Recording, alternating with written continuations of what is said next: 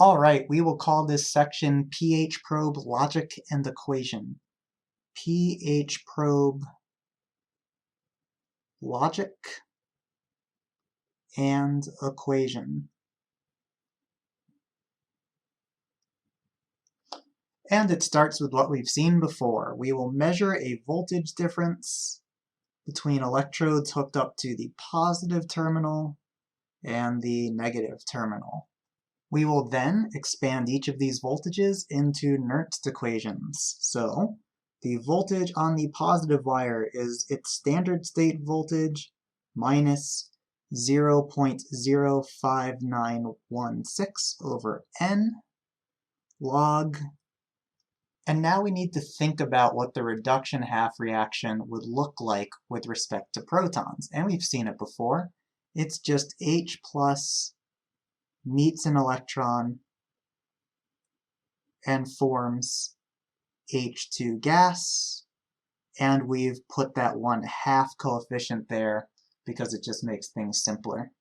And so for that Q expression, we would expect to see this gas product up top and this H plus reactant on the bottom. However, the ISE is meant to measure only voltages produced by this ion here.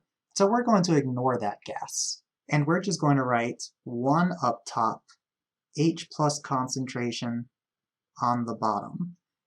As for how the pH probe only measures voltages based on that one ion, well, that's beyond the scope of this course. It's more for an instrumental theory-based course.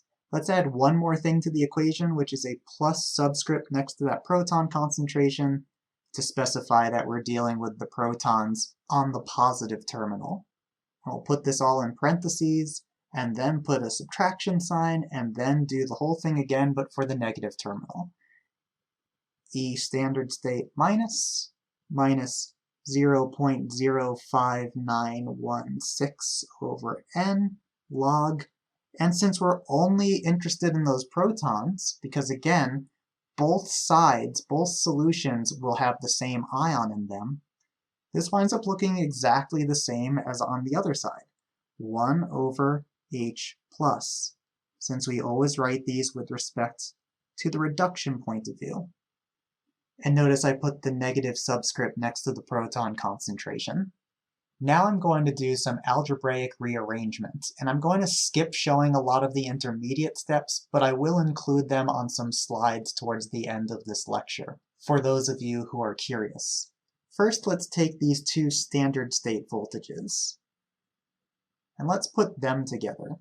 We will have E standard state on the positive side minus E standard state on the negative side. As for how we're going to take these different terms here and merge them together, well, first we're going to acknowledge that N equals 1 in that half reaction we wrote earlier.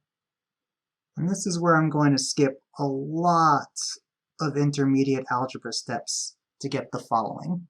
We will have a plus symbol here, and then 0.05916 times, in brackets, negative log of the proton concentration of the solution that's in contact with the negative terminal, close parentheses, minus negative log of proton concentration of the solution in contact with the positive terminal, close brackets. Now we can simplify this quite a bit. Let's start here with this expression in parentheses. The standard state voltage on both terminals is going to be the same number because on both terminals we have the same reduction half reaction of interest. So even without knowing what this standard state potential is, and we do actually know it, it is in fact 0, but even if it was something else like 3.724, it wouldn't matter.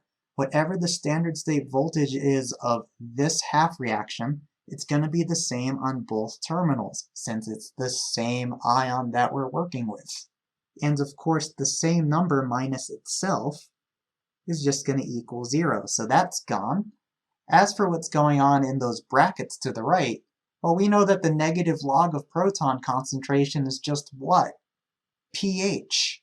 So what this equation really boils down to is 0.05916 times the pH of the solution that's in contact with the negative terminal minus the pH of the solution that's in contact with the positive terminal.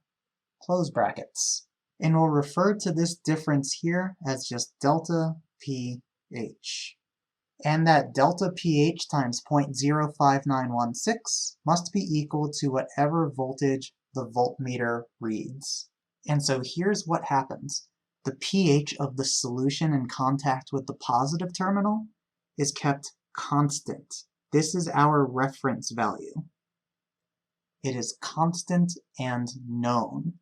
This is in contrast to what we originally wrote about reference electrodes, where we said they're always on the negative terminal, so the pH probe is an exception. So let's write that note. The constant is usually on negative terminal. Usually on negative terminal. pH probe is an exception.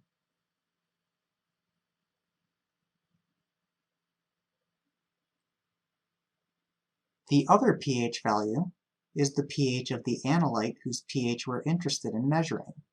And the voltage is just something we measure via the voltmeter. And from that measurement, the pH probe will output the analyte pH. So what I mean by that is the following. If we were to measure this value, this voltage difference between the two solutions, the analyte and the reference solution, and we also know the pH of that reference solution and we keep it constant, then we can take that measured value, plug in this known value, and solve for the pH of the solution that we're actually interested in. And that's what the pH meter will actually output to you.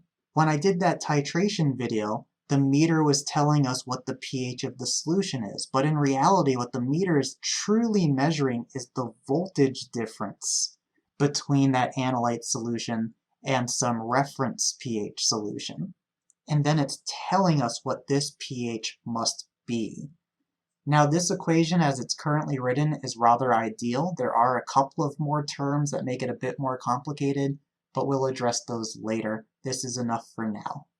And just so you can see that it exists, here are the slides that go through all of those algebraic steps that I kind of skipped over.